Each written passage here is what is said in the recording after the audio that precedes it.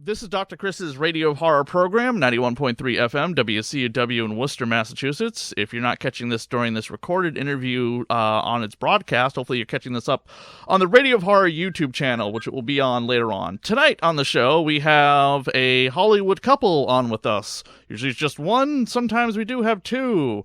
Tonight it's celebrating her 20th anniversary of a TV series from the early 2000s. Dark Angel, we have Jennifer Biehn on, and then her husband from such films as Planet Terror and Aliens and Terminator, we have Michael Biehn on the show with us. Thank you both for coming on the show. Sure, Chris. It's nice to be here. By the way, Jennifer, her last name is pronounced Blanc. Blanc. Yes, it's French for white, and it sounds so much nicer than blank. I'll always let Michael correct that one. That's also what editing's for. Yeah, no problem. No, yeah, leave it in. Jennifer, it's been 20 years since Dark Angel has been on the air. As I mentioned, Chris, this could be a bit of a wacky recording. It's been 20 years since Dark Angel was on the air. What are your thoughts on the show since then?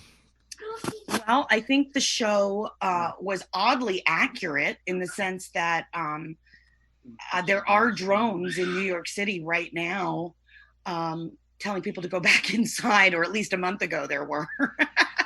And in Dark Angel in 2019, there were drones in the city of Seattle,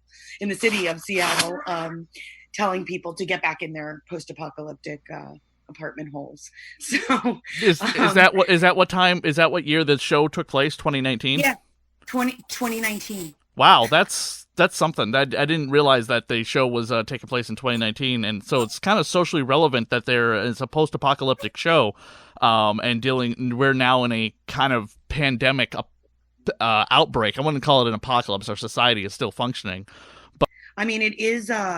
It feels a little bit like an apocalypse. It's different, But I mean, that whole vibe of Dark Angel, I thought it was a fantastic show. I don't think they should have changed anything from the first season. How quickly they did, and I think it was to its detriment. I heard they had to change stuff due to just because 9/11 happened and they wanted a bit of a change for the show, or did 9/11 have anything to do with the show being canceled? That might have been so. That might have been part of it later on when they were making final decisions.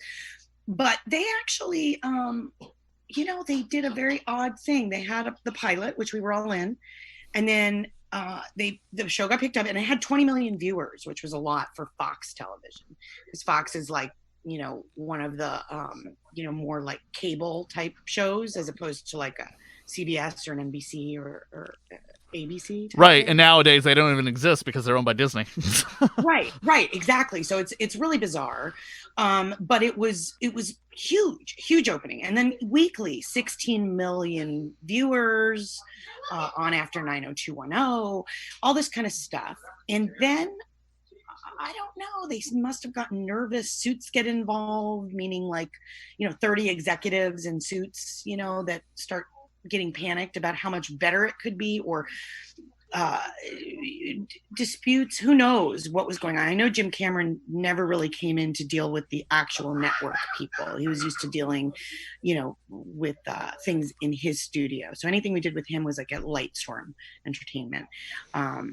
But I know Chick Egley after the first season, and he was sort of my main character person, was no longer part of the show, and Star Trek producers got involved, and I don't know exactly what went down, but I know my character went out to go run around with Gary Chalk, that cop. Yeah.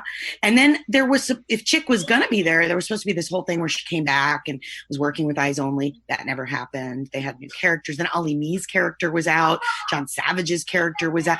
There were all these things, and it's not just because of me or them. It's more because the show was kind of perfect the way it was. I don't think they needed to go more sci-fi yet, and I think it hurt them. I think that's what happened, not because of me per se, but because of the dramatic changes that they took on that show, from a formula that was working. which was this sort of grassroots science fiction superhuman girl who's living in a post-apocalyptic society and making her way through with this bad guy who raised her coming after her. And whatever it evolved into was more of a, real science fiction thing. And I just think people got mad about that. That's what I think happened. Yeah, I think that season 2 I can barely even remember. Season 1 I remember, but season 2 I'm just like, what? It was bizarre. Yeah. It was like a totally different show with some of the same people. And, some people stuck with it and got into it. And I think some people really were mad, and they have all kinds of fan fiction about my character, Alami's character, all the characters that were on the next, mixed together. They have all this fan fiction out there that people wish a movie would come to fruition or one reunion. But, I never see that happening. Did you see your co-star Gary Chalk was in Sonic the Hedgehog? I did see that. That's so funny you brought that up. Dashel, my son, who was in here and running in and out, Michael's son, he just turned 5 and he watched Sonic during this whole crisis. We watched it at home instead of in the theater, and we watched it several times actually. He loves the Donut Lord, who is James Marsden. But I saw Gary Chalk and I said, Michael Dashel, that was my boyfriend in Dark Angel. And so that was exciting. And they were like, what? Oh, yeah. So that was kind of cool. And he's been a kind of a staple character actor for a long time. Gary Chalk is a lot of fun. I met him once at a con. I got a signed picture of his Optimus Primal on my wall. Oh, very cool. Because he was the voice of Optimus Primal for several years on Beast Wars, Transformers, and oh my God, he was the voice of Optimus Prime for from 2003 to like 2008. So he's got a signature in Transformers lore. Have you ever done any voiceover work? I have. I did quite a few different things. I was originally the voice of Jenna in Balto after I took over for an actress that had been cast in the role along with Kevin Anderson in the role of Balto. It was a movie called Balto. So basically, Kevin Anderson was playing Balto. I was put in the role of Jenna in that movie. He was replaced. He was in the movie still. And then I was replaced with Bridget Fonda. He was replaced with Kevin Bacon. Brendan Fraser was replaced with Jim Cummings. And so we were all supposed to be in that movie Balto. I'm still credited on it, but so they must have used little bits of my voice, but Bridget Fonda ended up being the star of it. And I've done a lot of voiceover commercials over the years. I have kind of a unique voice, so it has to be real specific. I'd like to do more. I've done a few campaigns that were quite lucrative and really cool. But I'd like to do more character voiceovers like what you're talking about. You should get into audiobooks, narrate those. I want to. I've just heard about that recently. I have a voiceover agent, so I should talk to them and see what they think about it. And you don't need to leave the house. You don't need to put on makeup. You could do it at home. You have to do it. I mean, you should probably do it in a studio that you don't have children and distractions in the background, because audiobooks have to be they were out for a walk. Dead silence. Audiobooks. I had to. I just did a narration for a British author over in England. I narrated her entire audiobook, this vampire book, and we're still waiting for it to be published. But she's just like, oh, can you put music in the background? And what about like maybe you have like an ominous noise? And I was just like, okay, audiobooks, there is nothing. You're just talking. There's no music. That's a play. No. There's no sound effects. That's a drama. Nothing. It's just me talking, white noise. It sounds boring in the background, but you're not supposed to be engaging in the music. You're supposed to be engaging in the narration. And that's why audiobooks are, just silent, because otherwise you can get really distracted and get out of the book. And she's just like, oh, so you can't get like somebody else to like voice another character with you. You have to do the male and female voices. I'm like, yes, I have to do the male and female voices. The same thing applies if a woman does it. They have to do the male and female voices, whether they can inflect their voice to sound a little bit more feminine maybe. But honestly, it's just talking. It's just Silence. Yeah, and she didn't get that, but that's fine. It was her first audiobook, so she was like, I guess I've never listened to an audiobook before. Yeah, I think Michael should do them too. I think he would kind of get a kick out of it, Well, yeah, he did the Alien 3, which I wanted to talk to him about. Yes. Oh, you have to talk to him about that. So let me do a little switcheroo here with him. Okay. Hey, Michael. So your wife and I were talking about audiobooks and something that she wants to get into, and you just did one like a year ago with the Alien 3 with Lance Henriksen. That must have been a lot of fun. Yeah, it was a lot of fun. I think what happened when Sigourney was negotiating a deal for, I could be wrong, but I believe that, that she was, she wanted what she thought was fair to do Aliens 3, and maybe Fox, whatever. They were negotiating back and forth, and it was taking a long time to make the deal. In the meantime, what's the name of the author of that script?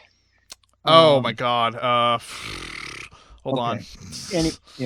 Anyway, he, I know the director of the Alien 5 that everyone wants to get made now, but I don't. Hold on. I'll bring up the script. Well, David Fincher ended up doing 3. Right. He did. They used the director of 3, the disaster that was Alien 3. Yes, and it was a disaster for a number of reasons. Which it can all be, you definitely don't have to go into because it's all over like several Blu-rays. William Gibson, that's the name. Yeah. So anyway, there was another script that was written that didn't have very much of Sigourney Weaver's character, and I think they were maybe able to use flashbacks and so on and so forth, and it had more to do with Hicks and Lance Henriksen's character. And I didn't know any of this was going on when they were getting ready to make the third one, before they even announced who was going to be involved. And so I didn't know anything about it. But after they made 3, which was such a disaster on so many different levels, everybody kind of wanted to know about that script, and the one that, because of the internet now, people find out about stuff. And over the last 30 years or 35 years, whatever it's been, 86, I think it came out, our Aliens, people have been very interested in what that script was like. Again, but just because of the internet and technology now, people just seem to, they know everything. It's all out there. And so, I became aware of it. I was never that interested in it because, my time had kind of come and gone with that. And I think it's the best Aliens movie. I think it's the very best one, but I'm a little biased. I also think Terminator 1 is the best Terminator, but I'm a little biased.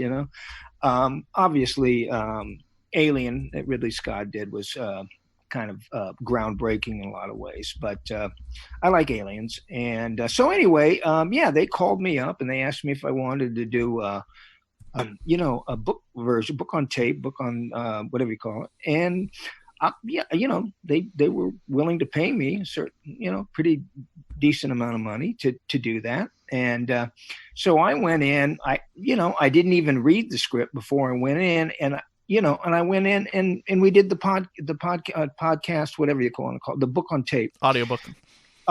There you go. And see, that's why I need you young guys around. Audiobook. Now, did you know that Dark Horse Comics back in the 1980s, after Aliens came out, before Alien 3 came out in the 90s, they made a comic book loosely based on William Gibson's script that you're in, Newt's in, and the plot is almost very similar to the audiobook that you guys read.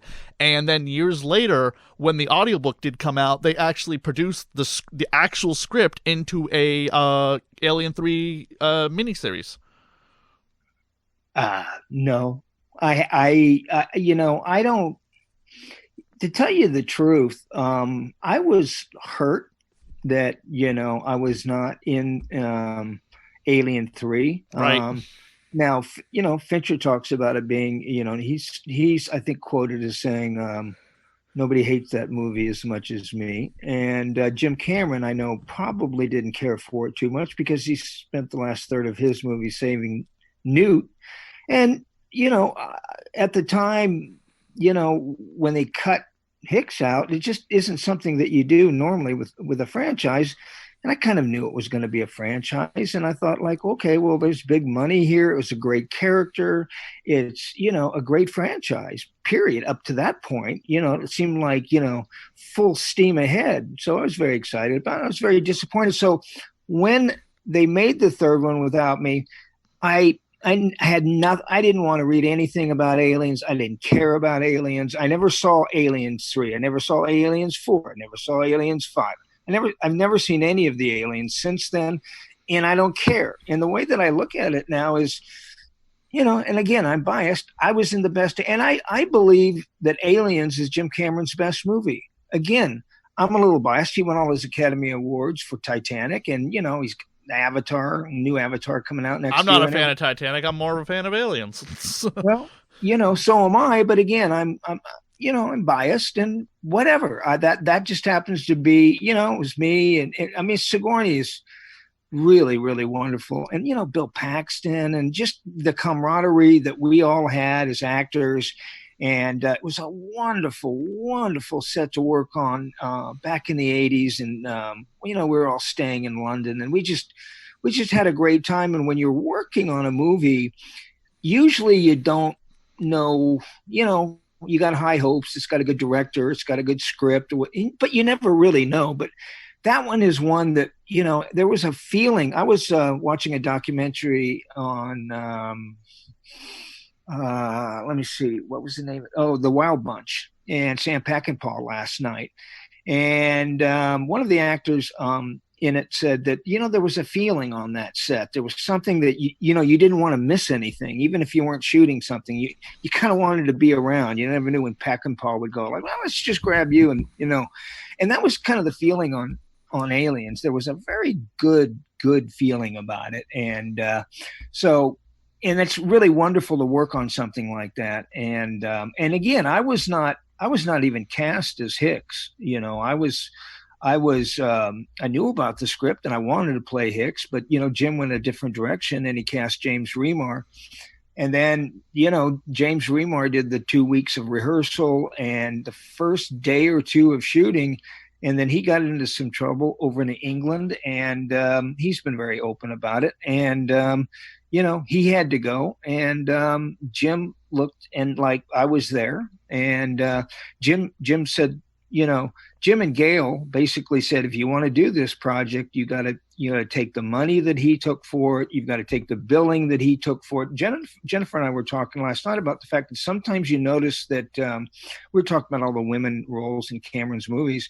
Sometimes you'll notice that the Newt's character, sometimes you'll notice in certain billings that Carrie Henn is billed before Michael Biehn or Hicks, or that Newt is billed before.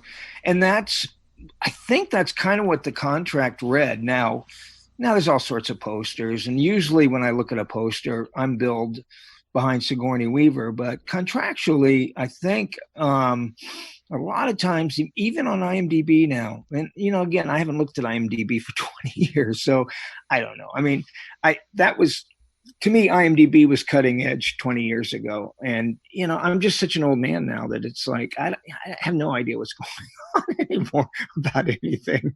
Barely, hardly. I know my little wheelhouse of Tombstone now, and a few projects that I've been involved in lately, but it's all good. I love the fact that I was in Aliens, and now looking back at it, I'm so happy I wasn't in the third one, because it wasn't like just because Hicks was in the third one, it was going to be a wonderful movie. Absolutely not. Fox is known for kind of sitting on their directors. Xavier Gens did The Hitman for them, and he just could not get Fox off of him. And that movie, was a little bit of a disaster and a box office failure, I think. And, I just think that, I'm just so happy I wasn't in the third one. I'm glad I wasn't in the fourth. I'm glad I wasn't in I was in T2, and I'm really happy that I have that small part in T2, but I'm glad I'm not in T3. I'm glad I'm not in T4. I'm glad I'm not in T5, because Yeah, and I got offered stuff in 4 or 5, I forget which ones they were, but I got offered stuff, and I was like, you know what, Jim's not involved with it anymore, and I don't really why, It turns out And you know what's like really funny? Did you see the newest Terminator, Dark Fate? well, again, I'd never watched any Terminators except for T2, Okay. which I saw a So screening. But Dark Fate yeah, is yes, basically just like Alien 3 now. It's spoilers for anyone who hasn't seen it. I don't care. The movie came out a year ago. And you've been in quarantine, you've had plenty of time to watch it. So Dark Fate does the exact same thing Alien 3 does. It kills off John Connor, and it's just like, wow, that just completely defeats the entire purpose of Terminator 2. And the same thing regarding with Newt. They just kill off this character they spend the entire movie trying to save, and then dead.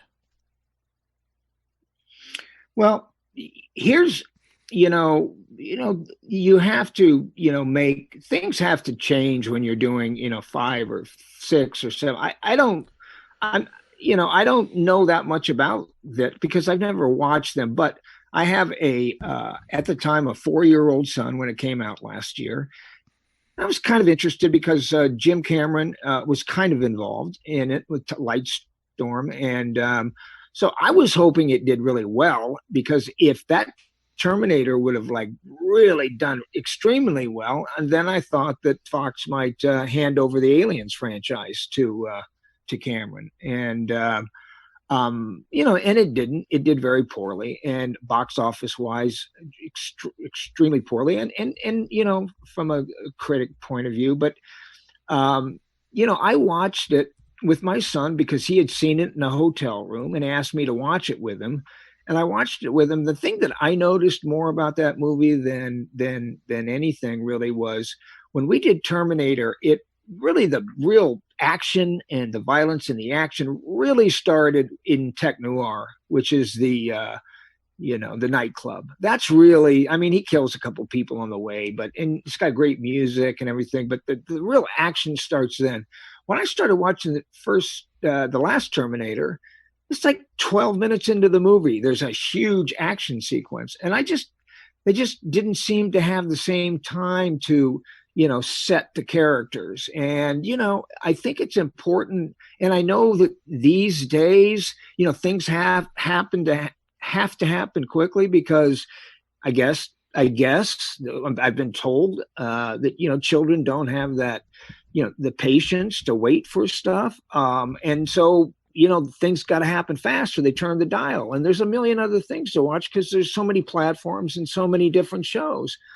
But when you start an action movie with action and you don't set up the characters, to me it's going to be difficult for the audiences to identify with them. And I thought it was hard for them to identify with the Terminator, the blonde kind of Terminator girl.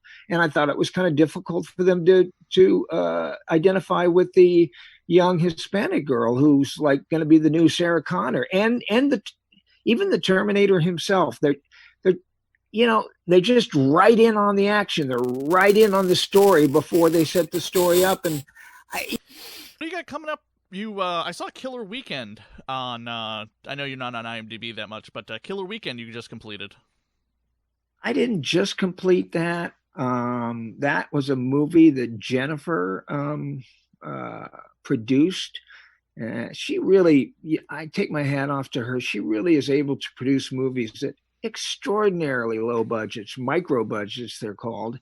And, a lot of times, he's asking me about Killer Weekend, Henry. Oh, I can tell you all about that. So Killer Weekend, Michael's in it.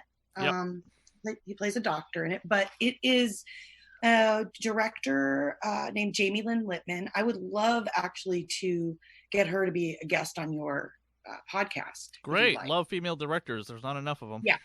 She's going to be a good director out there. And we do have something in the works for distribution and a date, but it's in process. So I cannot say what that is at this point, but we are working on it. And as soon as I have that information settled, I will give it to you, or she can give it to you on the show once she gets on. Cool. Sounds good. That would be great. But it's a girl named Vanessa Zima stars in it. She's Madeline Zima's little sister. She was in Uli's Gold. She was the little girl in that. And I have a small little role in it. Michael has a supporting lead type role in it. And then there's a guy named Andy DeVoli who's quite good. He used to be on The Sopranos years ago. He'd probably love to be a guest too if you want to get him on. He's been in some cool horror movies himself. Vanessa might also, there's definitely, that's a good little movie. And I will happily send you the link to that if you'd like to, take a look at it. Yeah, sure. Definitely. Absolutely. Okay. So we'll do that for sure. And I produced it. I mean, honestly, we're kind of phasing out of this. It's not even a we, it's really a me. Michael has just been kind enough to support my ambition and support me with his name and his notoriety mixed with my credits, and my own notoriety has been helpful because he has some really iconic things under his belt. And so he's just been kind enough to really loan that to all of us on these films, as far as the support he's given us. But really the person who has been undertaking all of these things is me, and I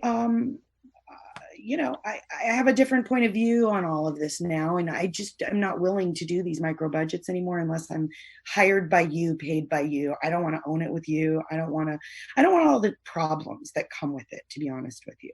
I love the creativity, the camaraderie, the filmmaking part of it, the acting part of it. The publicity part of it, the producing, putting things together. But even just you trying to produce one little thing, you can see the drama that gets involved in things. Oh my God. Right? Yeah. You tried to produce a tiny little movie while everybody was stuck in quarantine, fun for actors who had nothing to do kind of thing. And you got drama. I got so much drama. And then I just had on the show last week, I just recorded last week with a filmmaker from England, Emma Dark. She banged out 2 quarantine movies, one that she was in charge of, and one she was in, she was a just an actress in someone else's, and they banged them out within like the 2 months that they've been in quarantine. They did one month and then did one the next month.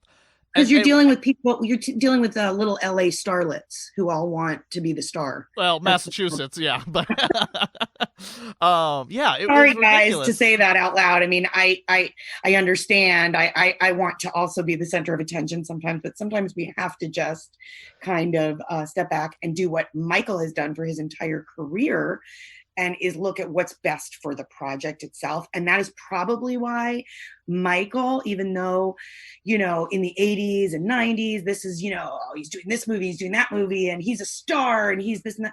He has staying power because he's really picky, and he's always about story. And so it's not so much about shining in the moment, but it's about the longevity of the project, and not about you looking good, but everybody looking good. And it always has been for him. Obviously, he works really hard on his roles, and you can see that in the results, right? Especially. Cool. We have several questions on the Alien Anthology web board for you when I said you were going to be on the show, and I'm going to pick 5 of them for you to answer. Okay, great. What was something you turned down you wish you hadn't? I get asked this question. Damn, that was one of the questions I said I didn't want to ask. Well, no. But I have, I've thought about this before, and there are very, very few projects. There's one called Unlawful Entry, and I think it was Richard Gere starring in it, and I turned down a role in that, which turned out to be a great role. It was stupid. I thought I might play the lead in that. I was kind of hot at the time. Richard ended up playing it, and it was was that the Richard Gere? Was that the Ray Liotta movie? I get them a little mixed up, but mostly like 99% of things out there, I've never turned down anything that went on to be something very special. Now, there are a few projects, that I decided not to meet or not take a role that was offered to me.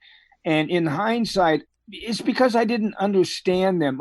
Usual Suspects, for one. Okay, I think that's Singer's first movie or first kind of. I didn't, I read that script and I just couldn't make heads or tails of it. It just didn't make sense to me. I could not, and I'm that person that needs structure very badly in the script. I need beginning, middle, and end. I even had a little trouble with Quentin Tarantino when before I was used to the way that he made movies. Like, well, what am I watching? I'm confused. Uh, the movie where the guy's always writing notes on himself, Memento. about like so he can remember when he wakes up the next day. Memento. What was it called? Memento. Memento. Yeah, Memento. I've seen that. I saw that movie, and I was not up for that movie, but I saw it, and like, I just didn't get it. It's not like I didn't think it was a good film or a really good performance. I just did not understand it. So I went back and I saw it again. I didn't understand it. I went back and I just don't understand it. And I've never understood singers. I just, Unusual Suspects. I, to this day, can watch that movie and go like, I don't get it, And so there have been a few movies like that I've decided, there was an offer on Near Dark that is kind of a cult movie, and it's a good movie. But again, I didn't understand the script. It's Catherine Bigelow, and she's a brilliant director, and always has been like, all her movies are so wonderful to look at. And then she hit it big with The Hurt Locker, and it's been Katie Bar to the Door ever since. But I couldn't follow this script. I couldn't follow it, and it didn't make sense to me. And was it a mistake that I didn't do it? Yeah, probably. It was Bill and Lance and Jeanette and all those great people in it, and it would have been fun because it was right after Aliens. And I would have been my sixth movie that I would have done with Bill, which is always such a joy working with him. I always miss him around this time of year. I really miss him. I think it was his birthday around this time of year, right?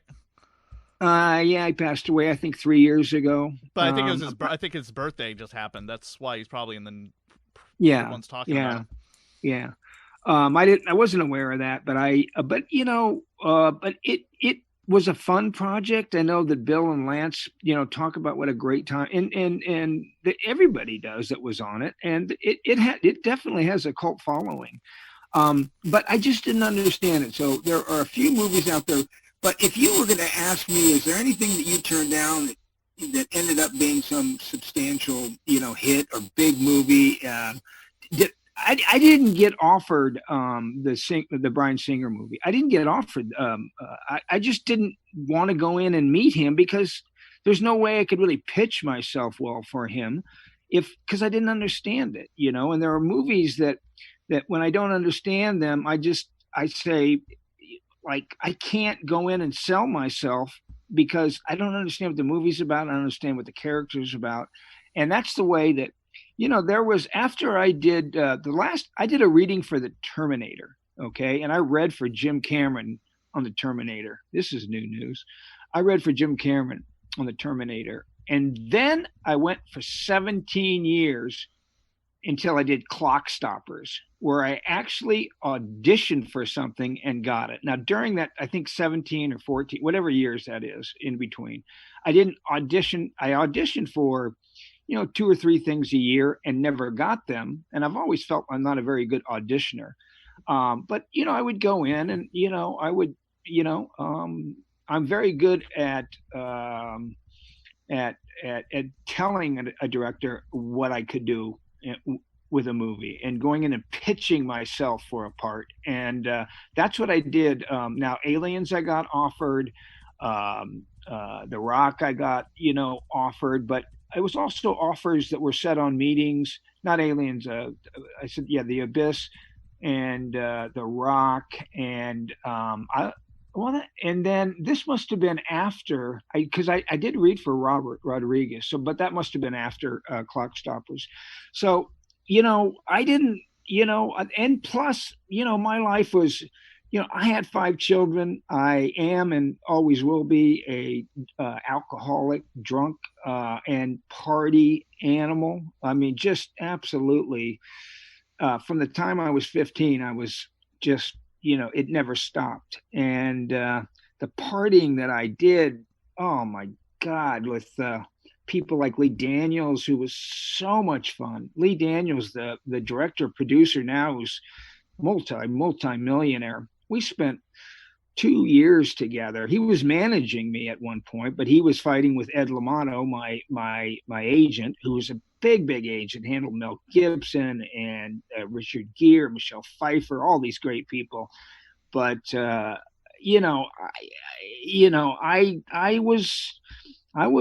was a very hardcore. My drinking career, as far as what I did, as far as the stories that I have, as far as the people I ended up with, um, the places I ended up, the craziness of my life.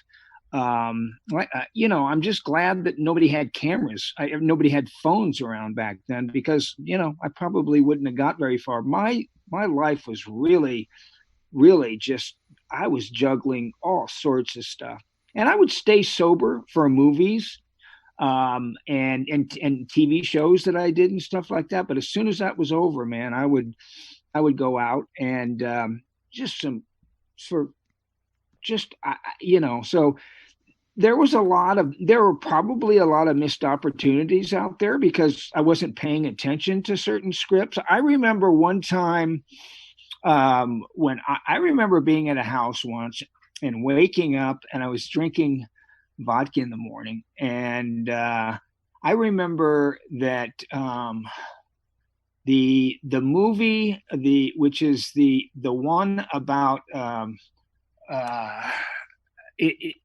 the one with the guy who's got the long claws in it. It's the Nightmare on Elm Street. What? The Nightmare on Elm Street. No. No, he's the hero of it. He's got those. Edward Scissorhands. No. It's a later movie. It's like a Marvel movie type of thing, or Wolverine. X-Men. yes, yeah. Wolverine.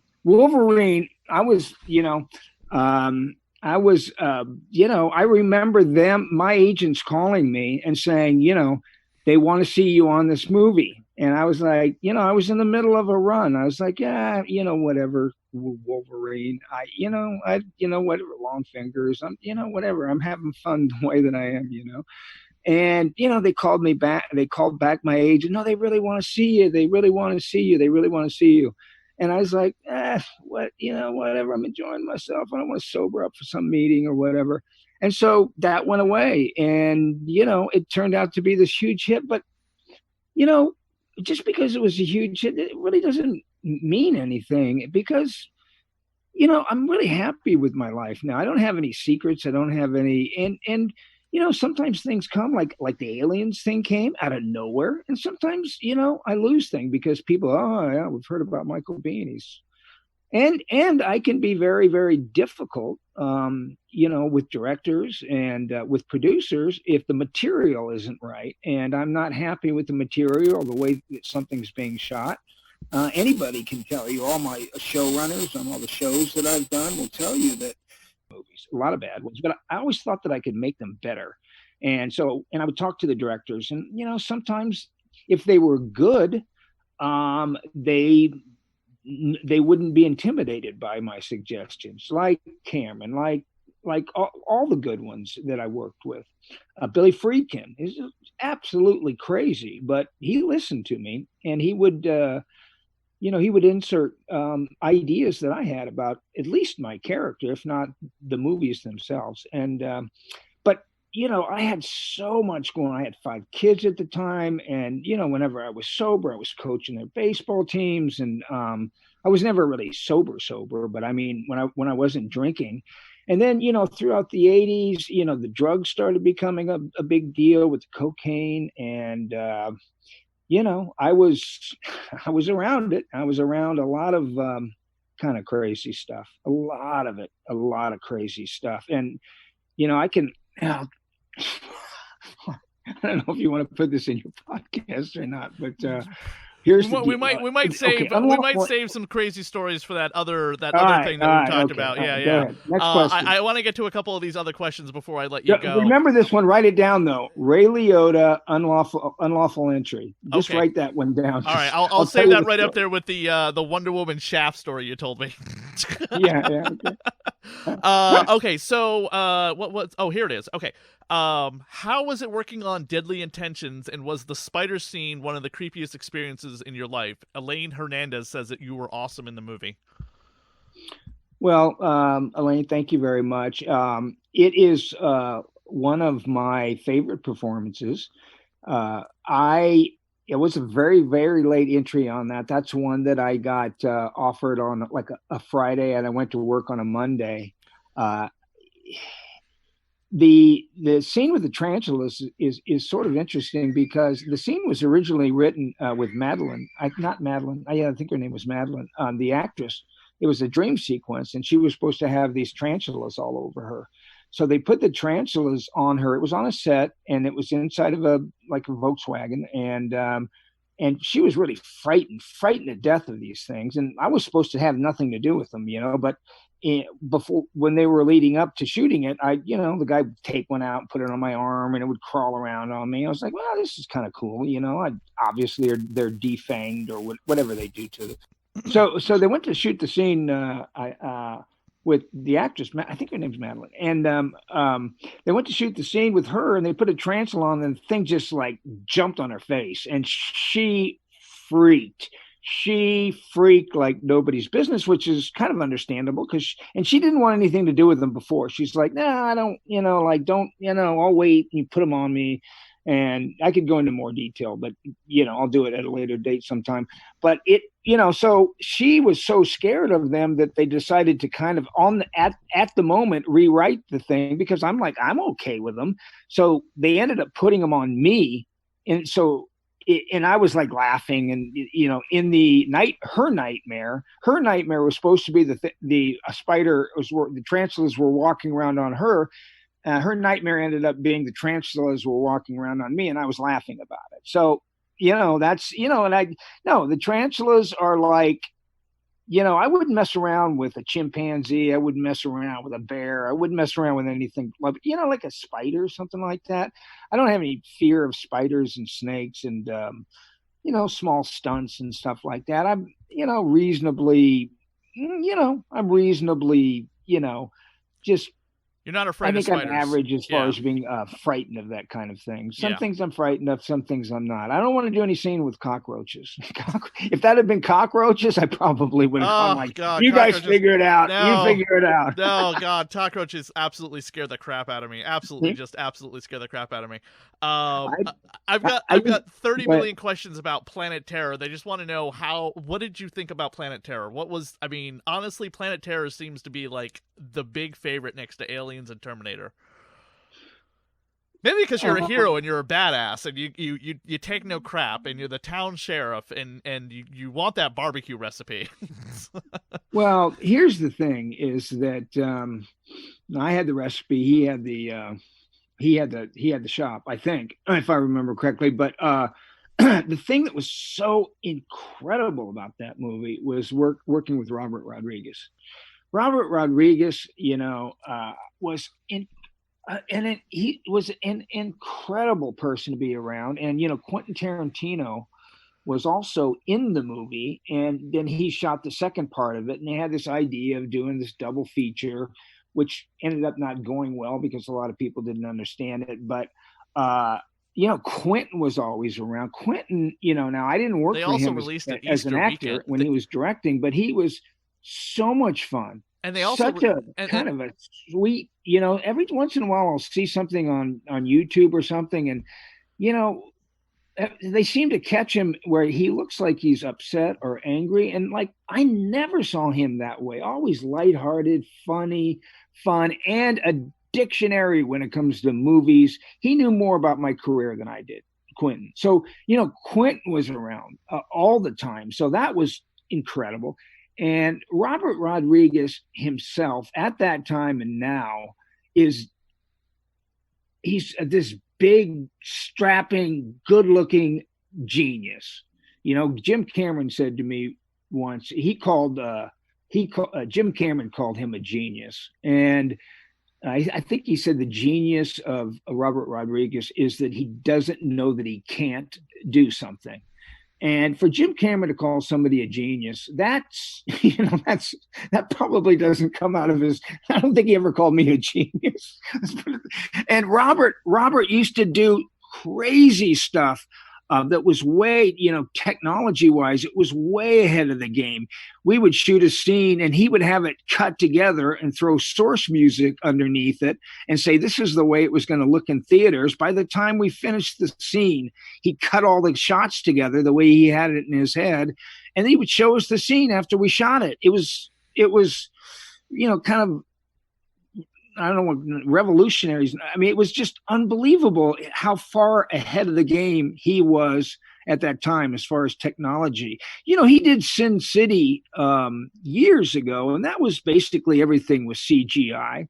And when he's just, when the little movie that I directed that took us 12 days to make and produce and everything, I do it kind of a shout out to Robert Rodriguez in the credits.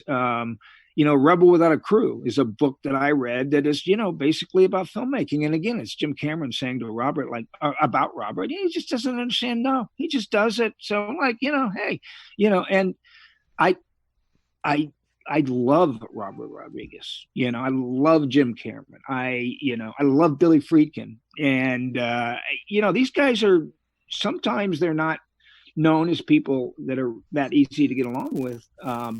Careers in the past, unless something comes up in the future, that's fine, that would be wonderful, but I could care less about, I would love to work, the process of working for Jim Cameron to me is more exciting than being in another Jim.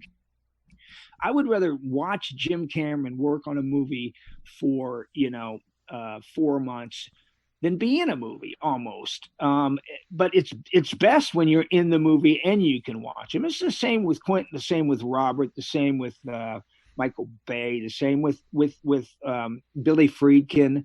I mean, Billy Friedkin, what a personality, what a wild and just viciously crazy, but I love the guy to death. I did 2 movies with him. I don't think a lot of actors can say that, but I did 2 movies with him, and I love him to death. And so I've had all these experiences with these wonderful, wonderful directors, and so sometimes it's kind of hard for me to work with people that are of lesser talent and then are intimidated by my ideas and don't want to listen to me and want to stick to some script or idea that isn't very good.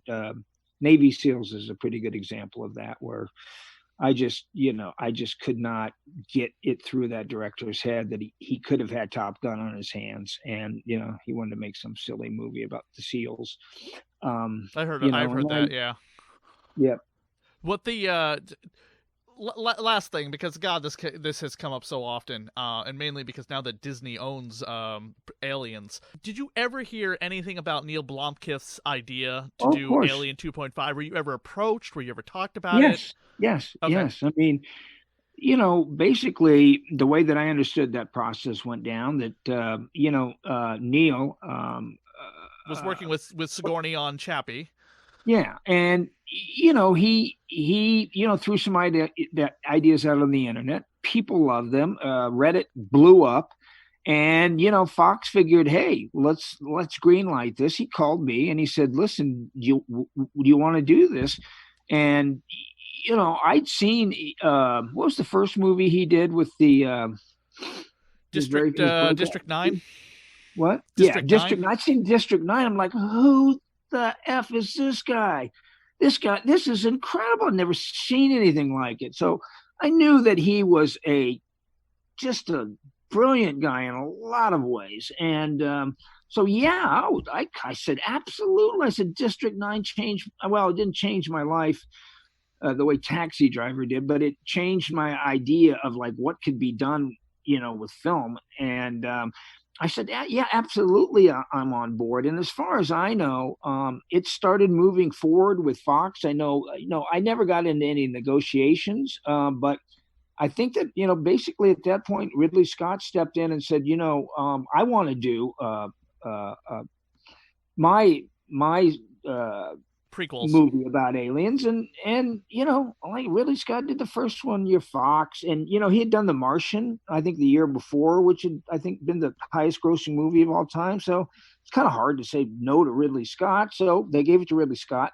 He made his movie. It came out. It fell off a cliff, and they haven't made one since. So it's all about money. So when you talk about the Terminator franchise and you talk about the Aliens franchise, it's hard for me to imagine anybody ever spending $250 million on either one of those franchises. But that doesn't mean they're dead. That doesn't mean that, Showtime or HBO or Hulu or God knows who these days, it's, might not end up, Fox, if not Fox, Disney, if you have a franchise that you believe can still make money and you can still wring some money out of it, you're going to wring some money out of it. And that's what Disney's really good at. That's what Fox has been good at. And that's what they've done with the Terminator franchise.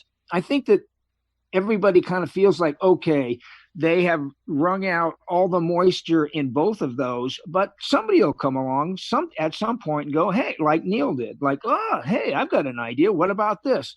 And they'll end up going for it because they'll think that they're going to make money. And I don't think they'll, again, I think that I believe I was in the first Terminator. I believe I'm the best Terminator. I believe I was in the best Aliens, but I'm biased. And even if the reason I liked that one so much was because Sigourney wanted to do it so badly. And I've always supported Sigourney. I love Sigourney. She's so wonderful, so hardworking and caring, and I just love her. And, I wanted to support her. As a leading man, I've always wanted to support the women only in my life, but the women on film. I've always kind of been there for them. And yeah, I was all over doing that. And I did speak to Neil about it, but Ridley decided to do his movie, which I understand. And I understand why the decision was probably made to give it to him, but it didn't work out very well. It's too bad. Maybe one day, who knows? We'll have to see. It's been pretty quiet on the Alien front since the acquisition with Fox, so we'll see. And that's true, but they're not like going like, what, we'll just give this away. They'll own that 10 years from now. They'll own it 20 years from now. And you know what's really cool we got coming out soon? Again, I know you're not probably big into or read or do anything with comic books, but Dark Horse, who's been publishing Alien Predator books for a while, they are publishing 2 series coming up soon based on the original scripts for Predator and the original Alien movie. Good. I mean, I'm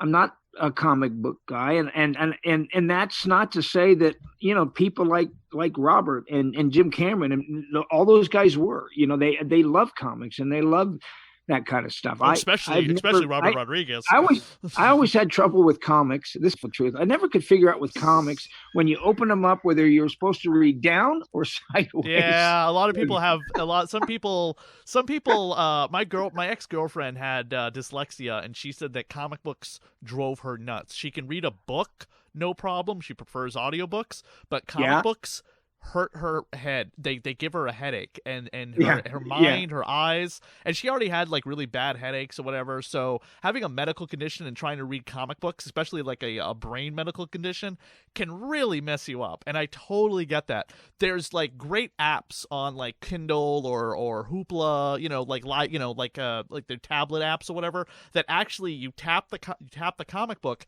and then it takes the panel that you're supposed to be reading and puts that in front of you, and then you just swipe through the panels, and then it takes every panel that you're supposed to read and puts it in the order that you're supposed to read it as you're swiping it. That sounds cool. Yeah, that sounds like if comic books would have always been like that, I probably would have been a big comic guy, because I love the pictures, but I just never knew how to read them. Yeah, no, I get it totally. I totally understand. The fact of the matter is I didn't study very hard in school. I was too busy chasing girls around, and I didn't learn very much. I didn't learn very much, and so like I never learned how to read. Comic books is one of about 1,000 things that I didn't learn very much about. Get it. I thank you both for coming on the show. I really appreciate it.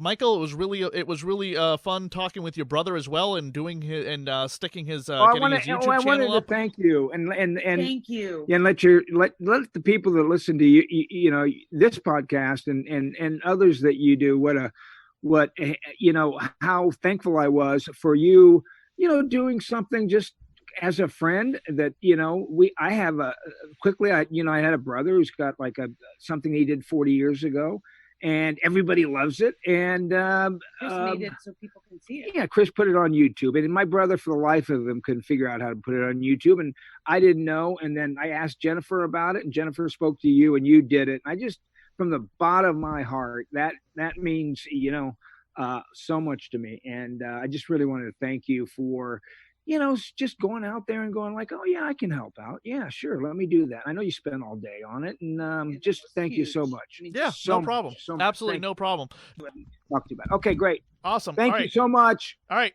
Bye. Bye.